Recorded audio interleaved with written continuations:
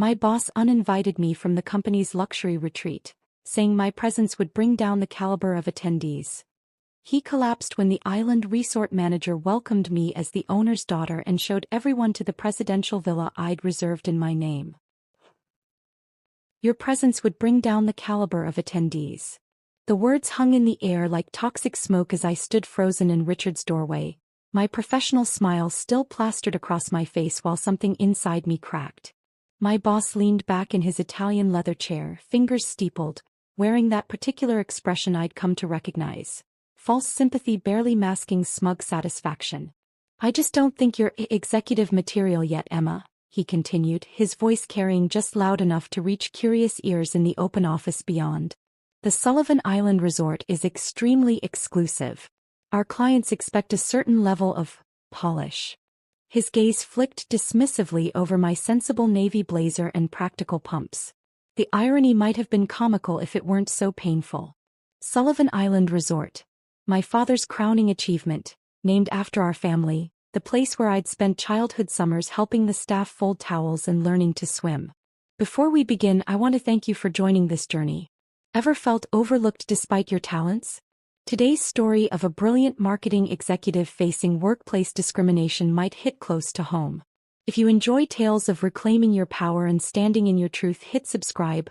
It's free and helps our community grow. Now, let's watch as Emma's boss discovers exactly whose daughter he's been underestimating. I am Emma Sullivan, daughter of Robert Sullivan, the reclusive resort magnate, as the business press calls him. Not that anyone at Horizon Marketing knew this. That was entirely by design. I understand, I replied evenly, though my heartbeat hammered in my ears. Thank you for the clarification. Walking back to my desk through the maze of suddenly busy coworkers pretending not to have overheard everything, I maintained perfect posture. Another lesson from my father. Never let them see weakness, Emmy, he'd say. The moment they smell blood, they'll tear you apart. 3 years ago, fresh out of my MBA program where I'd graduated top of my class, I'd made a decision that confused everyone who knew my background. Instead of taking my rightful place in the Sullivan Hospitality Group empire, I chose a mid-level position at a modest marketing agency. My father had been puzzled but supportive. Find your own path, he'd said. That's a luxury my money should afford you. I'd watched wealth isolate him over the years. People either wanting something or too intimidated to be authentic. His 3 failed marriages were testament to how money complicated human connection. I was determined to succeed or fail on my own merits, to know that the relationships I built were genuine. My apartment in the unfashionable part of town was comfortable but unremarkable. My 5-year-old Honda was reliable if unimpressive. My wardrobe consisted of quality basics rather than designer labels. These weren't hardships to me. They were choices that reflected my values. Richard Blackwell, however, interpreted my lack of status symbols as a lack of ambition. Perhaps even ability. The Henderson Beauty campaign mock-ups need revision, Lisa from accounts said, dropping a folder on my desk, interrupting my thoughts. Richard wants them by morning. The Henderson campaign. My campaign had already been approved by the client last week. These revisions were undoubtedly Richard's attempt to keep me too busy to dwell on my exclusion from the retreat. Of course, I replied with a professional nod. This was familiar territory. Last month, it had been my concept for the Mitchell sports drink that Richard presented to the client himself, conveniently forgetting to mention that the entire campaign framework had been mine. The month before, I'd been mysteriously uninvited from the final pitch meeting for the Wilson retail account after developing their entire rebrand strategy. Richard had a particular talent for undermining without leaving evidence. The women's cosmetics accounts, the household products, the softer brands always seemed to land on my desk, regardless of my proven track record with technology clients and financial services. My computer pinged with an email notification from Margot Winters, the newly hired VP of Client Relations. Can you drop by my office at 4? Want to discuss your thinking on Apex? Brilliant work. MW. This message alone would send Richard into a strategic panic. Margot had witnessed my presentation on digital transformation strategy last week and had asked several insightful questions.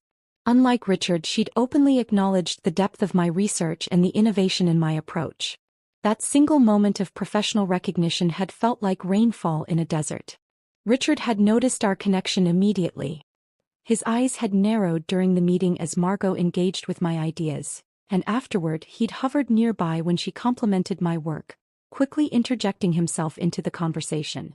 As I gathered my notes for the meeting with Margot, I caught Richard watching me from across the office, his expression calculating. He'd been increasingly agitated since I'd landed the Apex Technologies account, a major tech firm that had specifically requested me after seeing my work on a smaller project. The Apex win should have been celebrated. Instead, Richard had immediately assigned Tyler and Jason to support me. "You'll need backup on this one, Emma," he'd said with a tight smile. "It's a big account for someone at your level." Both men were junior to me in experience and position, but they were unquestionably members of Richard's boys' club, frequently invited to his golf outings and whiskey tastings. Their addition to my project wasn't support. It was dilution. A transparent attempt to split the credit three ways when success came, or to have scapegoats if anything went wrong. Margot's office door was open when I arrived, and she waved me in with genuine warmth. "Emma, come in. I've been reviewing your Apex proposal again. The integration of AI predictive analytics with traditional consumer behavior models is fascinating."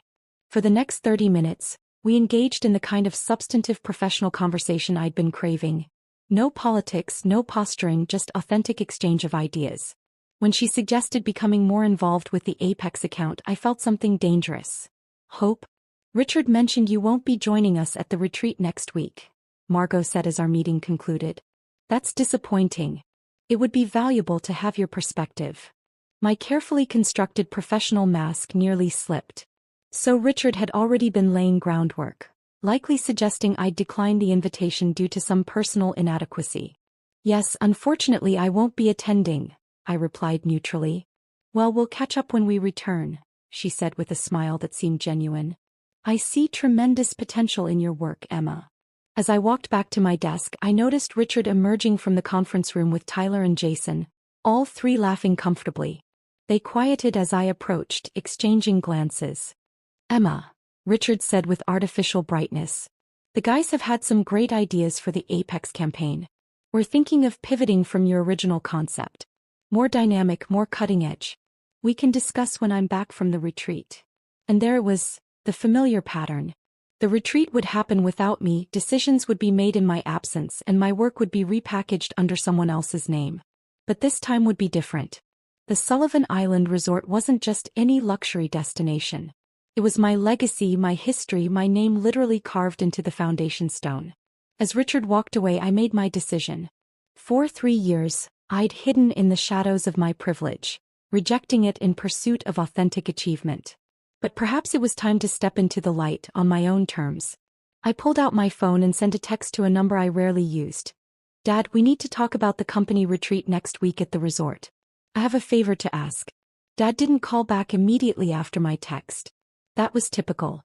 He was probably in some high-level meeting, or perhaps taking his evening swim in the private cove at our family's main estate. Over the years, I'd grown accustomed to delayed responses, understanding that his empire demanded constant attention. So I tucked my phone away and focused on reworking the Henderson campaign mock-ups that didn't actually need reworking. The next morning arrived with a crisp autumn chill. I was already at my desk by 7:30, a full hour before most colleagues would arrive, when my phone finally lit up with my father's response. Interesting timing. That location was specifically requested by someone at Horizon. "Call me after your all-hands meeting today." My blood ran cold. The monthly all-hands meeting was scheduled for 10 a.m., and I hadn't mentioned it to my father. Somehow he already knew about it. Typical Robert Sullivan. Always 3 steps ahead with information that should have been impossible to obtain. It was both impressive and unnerving, even as his daughter. By 9:55, the glass-walled conference room was filling with the entire Horizon marketing staff. I selected a seat halfway back, visible enough to be present, far enough to avoid unwanted attention. Richard stood at the front, practically bouncing on his toes with barely contained excitement, while his assistant Julia arranged branded gift bags on a side table. "Good morning, team." Richard's voice boomed with theatrical enthusiasm as the clock struck 10. "Before we dive into department updates, I have a special announcement that I've been absolutely dying to share." He clicked to his first slide. A stunning aerial photograph of a lush tropical island with pristine beaches and an architectural marvel perched on its hillside. My heart skipped a beat. I knew that exact view. It was the marketing shot I'd helped approve 3 years ago for the Sullivan Island Resort brochures. Ladies and gentlemen, as a reward for our exceptional Q3 performance, Horizon's top performers will be attending a 4-day executive retreat at the exclusive Sullivan Island Resort. The room erupted in excited murmurs. Sullivan Island Resort was notorious for its exclusivity, with waiting lists extending months even for the wealthiest clients. Celebrities sought its privacy, tech billionaires its discretion, and politicians its security. The average person would never set foot on its immaculate shores. For those unfamiliar, Richard continued, clearly relishing being the bearer of such news, Sullivan Island Resort is consistently ranked among the top 3 most exclusive destinations in the world. Rooms start at $5,000 per night, but we won't be staying in rooms. He paused dramatically. We'll be in private villas. More gasps and whispers. I sat perfectly still, maintaining a neutral expression while my mind raced. This wasn't just any Sullivan property. It was our flagship, my father's pride and joy, the resort where I'd learned to snorkel, where I knew every staff member by name, where the head chef Marcos still made my favorite passion fruit soufflé whenever I visited. This is an exceptional networking opportunity, Richard emphasized, clicking to the next slide. Several industry leaders will be staying on the island during our visit. The connections we make could transform Horizon's client roster for years to come. The following slide displayed a list of attendees. I scanned it automatically, then did a double take. My name wasn't there. I rechecked, certain it was a mistake. The list included all department heads, the executive team, several mid-level managers, and even some junior staff members who were Richard's obvious favorites. But Emma Sullivan was conspicuously absent. Richard's eyes met mine briefly as he scrolled through the slide, a subtle smirk playing at the corner of his mouth before he quickly moved on to discuss logistics. This wasn't an oversight. It was deliberate. Departure is next Thursday morning. Julia has prepared welcome packages with all the details, he concluded, gesturing to the gift bags. If your name was on the list, please collect your package after the meeting. The remainder of the all-hands passed in a blur of departmental updates and quarterly projections that I couldn't focus on. My mind kept returning to the missing name, my name, and the calculated slight it represented. When the meeting finally adjourned, I watched colleagues eagerly grab their tropical-themed gift bags while avoiding eye contact with me. I waited until the initial excitement died down before approaching Richard's office. Taking a steadying breath, I knocked on his open door with controlled professionalism. Do you have a moment to discuss the retreat? I asked, maintaining the pleasant, non-confrontational tone I'd perfected over years of navigating corporate politics. Emma. Of course, come in, Richard replied with exaggerated welcome, not bothering to stand. He didn't close the door, the first warning sign. I noticed my name wasn't on the attendee list, I began evenly. Given that I'm leading the Apex account and we exceeded our targets by 22% this quarter, I wanted to check if it was an oversight. Richard's expression shifted from false warmth to something colder, more authentic. It wasn't an oversight, Emma. This retreat is for team members who exemplify Horizon's executive vision. I'm not sure I understand, I said, though I understood perfectly. How can I put this delicately? He leaned forward, keeping his voice just loud enough to carry. Your presence would bring down the caliber of attendees. Your work is. He paused, adequate, but your overall presentation lacks the polish we need when networking with potential high-value clients. Each word was precision-engineered to wound while maintaining plausible deniability. Nothing overtly discriminatory, nothing actionable, just devastating personal criticism delivered with a veneer of professional concern. Your presentation style is basic at best, he continued, gaining momentum. The retreat will feature formal dinners, executive mingles. Your lackluster presence and frankly uninspired wardrobe choices would reflect poorly on Horizon. I felt a flush of heat rise up my neck but kept my expression neutral, acutely aware of colleagues in nearby cubicles pretending not to listen while absorbing every syllable. Perhaps you could use this time to develop more executive presence, Richard suggested with faux helpfulness. Maybe invest in a more professional wardrobe? Those sensible shoes and off-the-rack blazers might work for client meetings in the city, but Sullivan Island is another level entirely. The irony was almost painful. I probably knew the dress code expectations at Sullivan Island better than anyone in the building. I'd helped write them. I appreciate your feedback, I replied, my voice steady despite the anger simmering beneath. Is there anything else I should focus on during your absence? The Henderson revisions, of course, and preliminary work on the Wilson holiday campaign. Nothing too strategic. Tyler can handle direction when we return. He waved dismissively. That'll be all, Emma. I walked back to my desk through what felt like an invisible corridor of judgment. Colleagues suddenly needed to check their phones or became deeply engrossed in their monitors as I passed. No one made eye contact. No one offered even a sympathetic glance. That's when I made my decision. For 3 years I'd suppressed my background, denied my connections, and pursued validation through merit alone. And what had it gotten me? Exclusion, undermining, and public humiliation. I pulled out my phone and sent my father a second text. Let's make some arrangements for next week. But on my terms. It was time for Richard Blackwell to learn exactly whose caliber he'd been questioning. My apartment felt different that evening. Smaller somehow, as though the walls were pressing in with the weight of the day's humiliation. I kicked off my sensible pumps, tossed my supposedly inadequate blazer over a chair, and poured myself 2 fingers of the 30-year-old Macallan my father had gifted me last Christmas. The one luxury I permitted myself behind closed doors.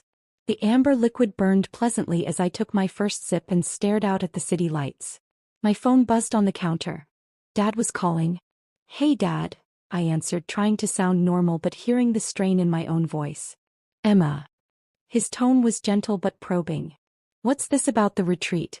I thought you were keeping work and family strictly separated. I sank onto my couch, suddenly exhausted. That was the plan. Until my boss decided I wasn't caliber enough to attend a retreat at our own resort. The words tumbled out, laced with more bitterness than I'd intended. Dad was silent for a moment and I could picture his expression. The one where his eyes narrowed and his jaw tightened slightly. The look that had made business rivals tremble. I'll handle it, he said finally, his voice low and dangerous. One call and this Richard person won't just be uninvited from the resort. He'll be uninvited from his job. No. I sat up straighter.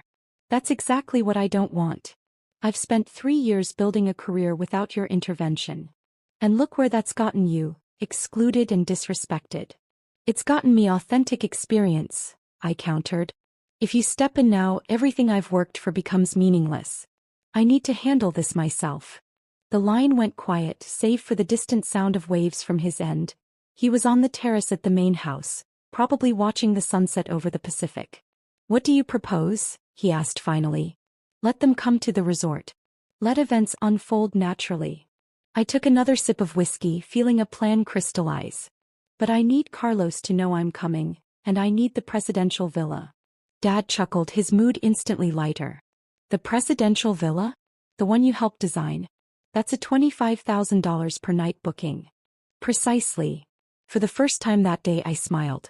And I need you not to warn them who I am. Let me handle the reveal myself. This sounds like the Emma I know, he said, pride evident in his voice. The presidential villa is yours. I'll have Carlos prepare everything to your specifications. After we hung up, I didn't immediately succumb to sleep despite my exhaustion. Instead, I opened my laptop and began meticulously documenting every instance of Richard's discrimination, every snide comment, every stolen idea, and every project reassignment. By 2 a.m., I had compiled a comprehensive record of 3 years' worth of subtle undermining and not-so-subtle dismissals. The temptation to resign immediately was strong, but that would be emotional, not strategic. Richard needed to learn a lesson, not simply lose an employee he didn't value. And Horizon, despite its flaws, had other talented staff who deserved better leadership. Perhaps, I thought as I finally drifted off, this could be an opportunity for broader change. The following week was an exercise in restraint. Richard seemed to take particular pleasure in discussing retreat plans within my earshot, often pausing his conversations to ask me pointed questions. Emma, we're debating whether to go snorkeling or sailing first day. Any thoughts? Oh wait, he'd smirk. You won't be there to worry about it. Each time I'd simply smile and continue working. My apparent lack of reaction seemed to frustrate him, driving him to escalate his provocations. "The Henderson campaign looks passable," he remarked, dropping my revised mock-ups on my desk. "Work up some alternate concepts while we're gone. Should be plenty quiet around here for you to focus." "Of course," I replied pleasantly. "Anything else you need before your departure?" My calm seemed to unsettle him. He'd expected tears, resignation, or confrontation, not this measured professionalism. By Wednesday, 3 days before the retreat, he'd assigned me 4 additional projects with urgent deadlines that mysteriously coincided with the team's return. The most telling disappointment came from Margot. After our promising connection, I'd hoped she might question my exclusion or at least maintain our professional relationship. Instead, she began avoiding me entirely. Twice I caught her changing direction in the hallway upon seeing me. When we were unavoidably in the same meeting, she addressed her comments to others, even when responding to my points. It culminated Thursday afternoon when I approached her office to discuss the Apex timeline. "Not a good time," she said briskly, not looking up from her monitor. "Send me an email. I'll review it after the retreat." "I thought you wanted to be involved with Apex," I said, keeping my tone neutral. She finally looked up, expression carefully blank. "Priorities have shifted. Richard feels the account needs a more executive approach." "I see." And I did see, crystal clear. Margot had made her calculations. Aligning with the excluded employee offered less value than cementing her position with the boss. Corporate allyship at its finest. "Nothing personal," she added, already looking back at her screen, dismissing me. The sting of betrayal was sharp but clarifying. This wasn't just about Richard anymore. It was about an entire culture that rewarded the wrong values. By Friday morning, the office was abuzz with pre-retreat excitement. Colleagues compared notes on resort wear and sunscreen recommendations. A table in the break room displayed newly purchased sunglasses and sun hats as people showed off their retreat preparations. No one approached my desk or met my eyes. I maintained my composed facade while confirming final arrangements via text with Carlos, the resort manager who'd known me since I was 10. Everything was prepared exactly as requested. That evening, I received an encrypted email from my father containing dozens of high-resolution photographs of the presidential villa's recent renovation, a project I'd contributed significant design input to during my final year of college. The soaring windows overlooking the private beach, the infinity pool that seemed to blend into the ocean horizon, the 6 luxurious bedroom suites, each with a unique theme inspired by different Sullivan properties around the world. I studied each image carefully, mentally mapping the space where Richard's humiliation would unfold. The grand entrance with its 20-foot ceilings. The open-concept living area where welcome champagne would be served. The exact spot where Carlos would make the introduction that would change everything. As I packed my own bag, not for the commercial flight the Horizon team would take tomorrow, but for my father's private jet that would depart 3 hours earlier, I felt an unfamiliar sensation, anticipation without anxiety. For 3 years I'd hidden my true self, seeking validation that would never come from people who judged by appearances rather than substance. That ended tomorrow. I wasn't just reclaiming my name, I was reclaiming my worth. My phone lit up with a final text from Dad, jet-fueled and waiting. "Presidential villa prepared to your specifications. Carlos sends his regards and says revenge is best served with ocean views." I smiled and responded simply, "Tell him I prefer it served with clarity." Tomorrow, Richard Blackwell would learn exactly whose caliber he had been questioning. Morning arrived with perfect cinematic timing, clear skies, gentle breeze, and sunlight that seemed to illuminate possibilities rather than realities. The private Sullivan jet waited on the tarmac, its sleek silhouette familiar and yet somehow new in this context. For the first time in 3 years I was stepping fully into both worlds. Emma the marketing strategist and Emma Sullivan, heiress to a hospitality empire. "Welcome aboard, Miss Sullivan," the flight attendant greeted me with the warm professionalism unique to our longest-serving staff. "It's wonderful to see you again." "Thank you, Diane. How's your daughter doing at UCLA?" Her face brightened with surprised pleasure. "She's thriving in the architecture program." "I can't believe you remembered." "Of course I did. Please send her my congratulations." This was the difference between genuine connection and performance. I actually cared about our staff and their lives. Something Richard, for all his executive posturing, would never understand. The 3-hour flight passed in peaceful preparation. Instead of my usual, inadequate work attire, I'd chosen an understated but unmistakably expensive white linen dress, gold sandals from a small Italian designer, and a single piece of jewelry, my mother's sapphire pendant that matched the Sullivan Resort's signature blue. Nothing flashy but everything quality. The look said I belong here without screaming it. Carlos was waiting on the private landing strip when we touched down, his familiar smile as bright as the Caribbean sun overhead. "Little Emma," he exclaimed, embracing me with genuine affection before stepping back to study my face. "Though not so little anymore. Your father said you've become quite the marketing genius." "Hardly a genius," I laughed. "Just hardworking and underestimated. A powerful combination." He winked, offering his arm as we walked toward the waiting golf cart. "Now tell me exactly how you want this to unfold. Your father mentioned something about an appropriate comeuppance for some very deserving individuals." For the next hour, Carlos and I meticulously planned the choreography of the afternoon's revelation. The Horizon team would arrive at 2 p.m., giving us ample time to prepare. I showed him photos of Richard so he would recognize my boss immediately, explained the dynamics I wanted to highlight, and emphasized one critical point. I don't want anyone fired or the retreat ruined. This isn't about destruction, it's about recalibration. "Understood completely," Carlos nodded. "Though I must say, your father seemed disappointed when I relayed your instruction not to accidentally lose your boss's luggage in the ocean." We shared a knowing laugh. Dad's protective instincts were legendary. By 1:30, I had taken my position in the resort's grand lobby, partially concealed behind an extravagant arrangement of native flowers and foliage. The strategic location offered perfect sight lines to the entrance while keeping me hidden from immediate view. Carlos stood at the reception desk, reviewing final details with his staff, occasionally catching my eye with subtle nods of reassurance. At precisely 2:07 p.m., the doors swung open and the Horizon marketing team streamed in, faces flushed with excitement and the mild humidity. Richard led the procession, designer sunglasses perched on his head, wearing a tropical shirt that still had visible fold lines from its packaging. Behind him trailed the executive team, then department heads, and finally the chosen favorites from junior ranks. "This," Richard announced dramatically, arms spread wide as though personally presenting the resort to his subordinates, "is what true luxury looks like." From my hidden vantage point, I watched my colleagues' genuine awe as they absorbed the soaring ceilings with their hand-carved details, the panoramic ocean views, and the tasteful display of indigenous art. Phones immediately appeared as everyone began documenting their arrival, posing before they'd even properly checked in. "Remember everyone," Richard's voice carried throughout the lobby, "we are representing Horizon here. I've personally been to Sullivan Properties before and can tell you they have extremely high standards." I suppressed a smile, knowing for a fact that Richard had never stayed at any Sullivan property. Our minimal digital footprint and invitation-only booking system made lying about past stays a common but easily disproven boast.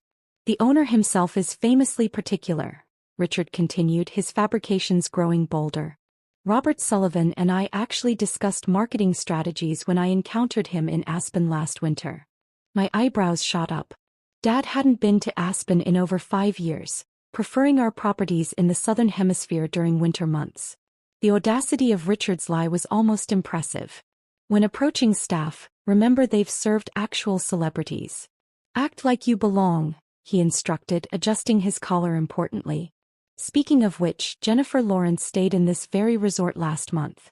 We had a lovely chat by the infinity pool." I had to bite my lip to keep from laughing outright. Jennifer Lawrence had indeed stayed recently, in the same presidential villa that awaited them, but the resort's strict privacy protocols meant no other guest would have been allowed near her private pool area. Richard's fantasy world was about to collide spectacularly with reality. Carlos caught my eye, giving the subtlest nod. "Showtime." He approached the group with the perfect balance of deference and authority that had made him legendary in luxury hospitality circles. "Welcome to Sullivan Island Resort.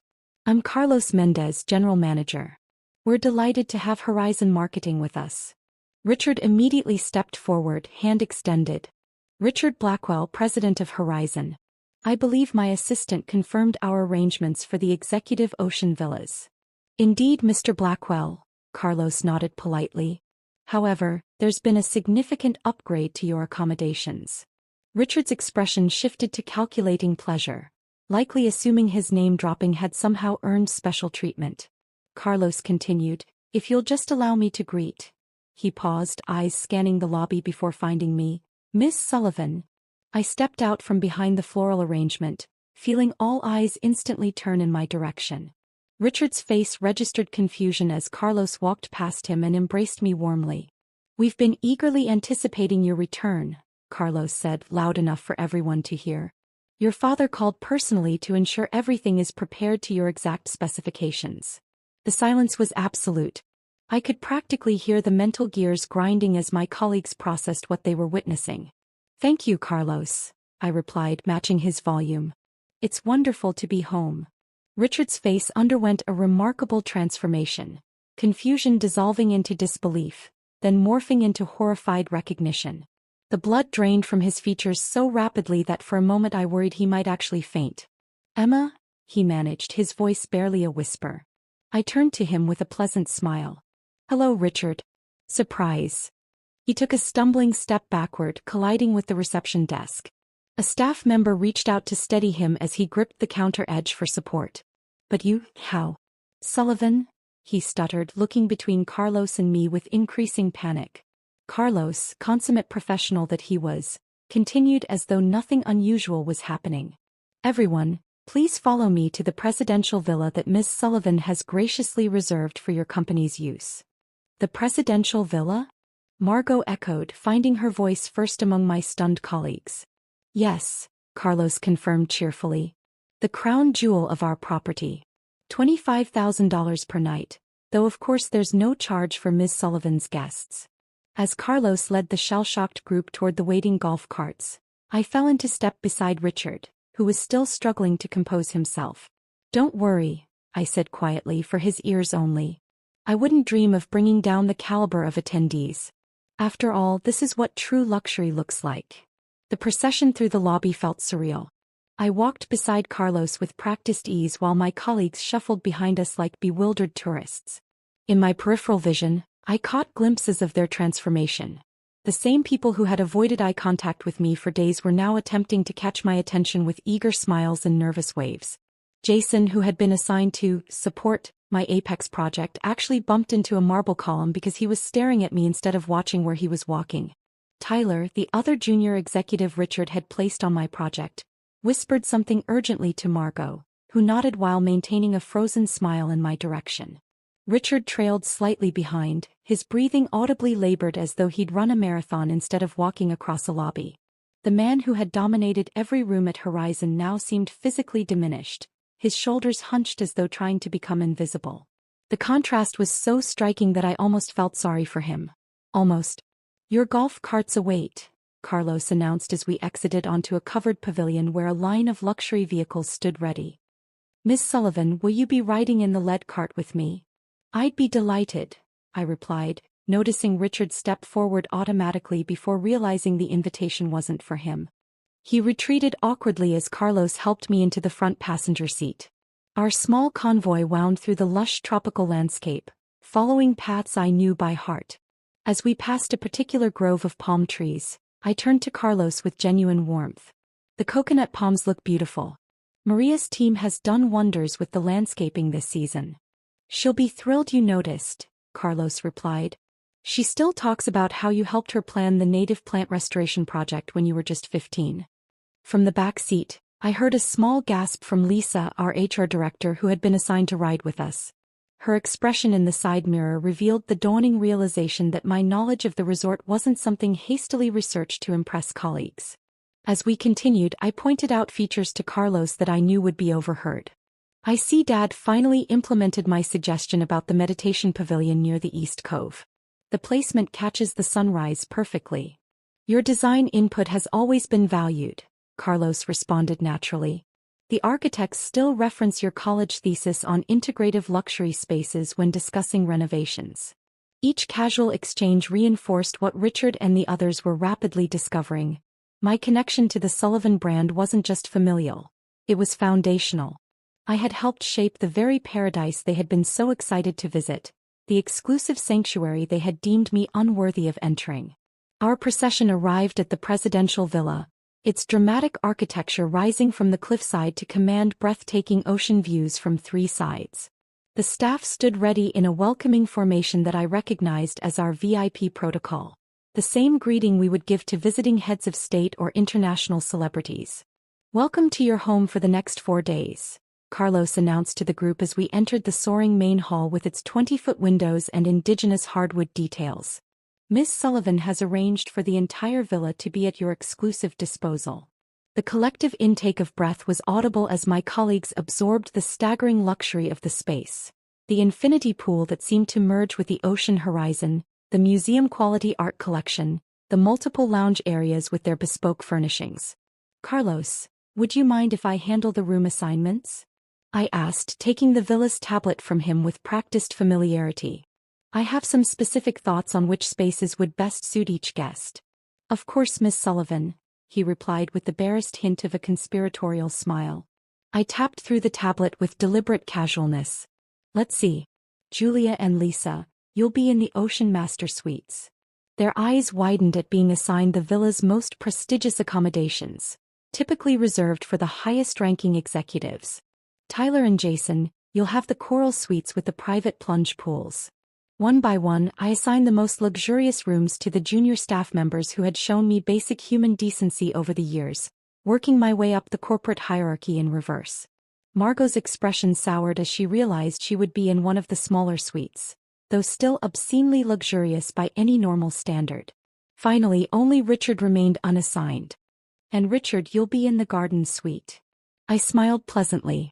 What I didn't mention was that this particular room, while comfortable, had originally been designed for personal staff accompanying VIP guests.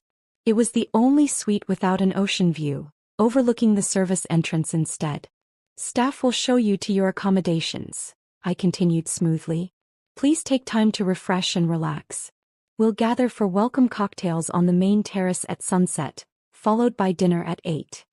As the group dispersed, Richard approached me with the desperate smile of a drowning man spotting a distant lifeboat. "Emma, Miss Sullivan, might I have a word in private?" I led him to a small sitting area partially screened by tropical plants, deliberately choosing a spot where we would still be visible to others but not audible. "Emma," he began, voice trembling slightly, "I believe there's been a significant misunderstanding." "Really?" I kept my expression neutral. "Please elaborate." "My decision regarding your attendance at the retreat, it wasn't what you think." He leaned forward, eyes darting nervously. "I was actually protecting you." "Protecting me?" I repeated, allowing genuine curiosity to color my tone. "Absolutely." His confidence seemed to grow with my apparent receptiveness. "I suspected you might have connections here. Intuition really, from our past conversations. I was concerned that if others discovered your family ties, they might try to exploit the relationship professionally." The audacity of this transparent fabrication was almost impressive. I maintained eye contact but offered no response, allowing the silence to stretch uncomfortably. "The comment about caliber, completely misinterpreted," he continued desperately. "I meant you were above the caliber of our regular corporate retreats. Too sophisticated, really." When I still didn't respond, he added, "I've always valued your contributions, Emma. Always." I let the statement hang in the air until the silence became physically uncomfortable. "How interesting," I finally said, standing up.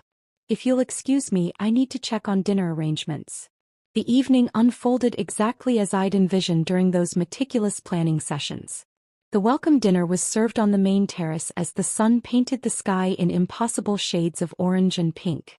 The executive chef, who had taught me to make my first soufflé when I was 12, prepared a 7-course tasting menu featuring local delicacies and Sullivan's signature dishes. As we dined, I found myself genuinely enjoying the expressions of surprise on my colleagues' faces when I casually discussed wine vintages with the sommelier, recognized subtle flavor profiles in each course, and shared anecdotes about the artists whose work adorned the villa walls. These weren't affectations or performances. They were genuine parts of myself I had deliberately suppressed at Horizon to avoid standing out. Across the table, Richard picked at his food, attempting occasional contributions to the conversation that fell awkwardly flat. His usual bombastic confidence had evaporated, replaced by a painful awareness that the corporate hierarchy he'd wielded so comfortably had been completely inverted in a single afternoon. By the time dessert was served, the message had been received by everyone present. True power didn't need to announce itself, and genuine accomplishment couldn't be faked. The real Emma Sullivan had finally stepped into the light, and she wasn't going anywhere. The final morning of the retreat dawned with a clarity that seemed symbolic. For 3 days, my colleagues had navigated this new reality with varying degrees of adaptation. Some, like the junior staff members, had blossomed in an environment where their ideas were suddenly valued. Others, particularly those who had been complicit in Richard's behavior, maintained a careful distance, unsure where they stood in this recalibrated world. Richard himself had become a ghost of his former self, appearing at scheduled activities with a subdued demeanor that bordered on meekness. His usual domineering presence had vanished, replaced by a man who seemed afraid of his own shadow, or more accurately, afraid of mine. I was reviewing the day's agenda with Carlos when his expression shifted to one of pleased surprise. Looking past me toward the villa's main entrance, he nodded respectfully. "It appears we have an unexpected visitor." I turned to find my father walking through the grand doorway, his commanding presence immediately filling the space. At 62, Robert Sullivan remained an imposing figure, tall, fit, with silver hair and piercing blue eyes that could assess a business opportunity or an individual's character with equal precision. "Dad!" I exclaimed, genuinely surprised. We had agreed he would stay away to allow me to handle the situation independently. "Good morning, sweetheart," he replied, embracing me warmly before turning to greet Carlos. I noticed my colleagues at the breakfast buffet freeze in place, recognition dawning on their faces. Robert Sullivan rarely appeared in public or business publications, but when he did, it was impossible to mistake him. "I hope you don't mind the intrusion," Dad said, loud enough for others to hear. I couldn't resist seeing how Horizon Marketing was enjoying our humble accommodations. "Not at all," I replied, playing along with his humble characterization of the $25,000 per night villa. "We were just about to have breakfast. Will you join us?" "I'd be delighted." The meal that followed was a masterclass in subtle intimidation. Dad was unfailingly polite as I introduced him to each team member, but his gaze lingered a fraction longer on those I had privately mentioned as Richard's enablers. When Richard himself approached with an extended hand and nervous smile, Dad's handshake was brief and his smile didn't reach his eyes. "Fascinating property you have here, Mr. Sullivan," Richard offered weakly. "Thank you," Dad replied. "Though I must apologize for our communication system. The villa's microphones are surprisingly sensitive. Picked up some interesting conversations yesterday. Something about caliber of attendees." He glanced at me with a raised eyebrow. "Technical glitch we're working on." Richard's face drained of color as he realized his private comments in his room had been overheard. Though Dad was bluffing, our privacy standards would never allow such monitoring. Richard had no way of knowing that. As the team finished breakfast, Dad stood to address the group. "I'd like to propose a slight change to today's agenda with Emma's permission." I nodded, curious where he was going with this. "Instead of the scheduled golf tournament, I've arranged for a special team-building activity supporting the island's coral reef restoration project. It's something close to my heart and to Emma's." He gestured to a display set up near the terrace doors that hadn't been there earlier. Photographs of previous restoration efforts, charts showing progress, and I was startled to see several images of myself from over the years, working alongside marine biologists and local conservationists. "What many of you may not know," Dad continued, "is that Emma has been anonymously funding similar environmental initiatives for years. In fact, the educational component of our coral nursery program was largely her design." Murmurs rippled through the assembled group as this new information registered. The Emma they thought they knew, the one they had judged as lacking caliber, had been quietly making significant contributions while seeking no recognition. Following breakfast, the team changed into appropriate attire and headed to the Marine Conservation Center where local experts guided them through the process of preparing coral fragments for transplantation. I found myself working alongside junior team members who were suddenly eager to engage with me, asking thoughtful questions about both the conservation project and my marketing insights.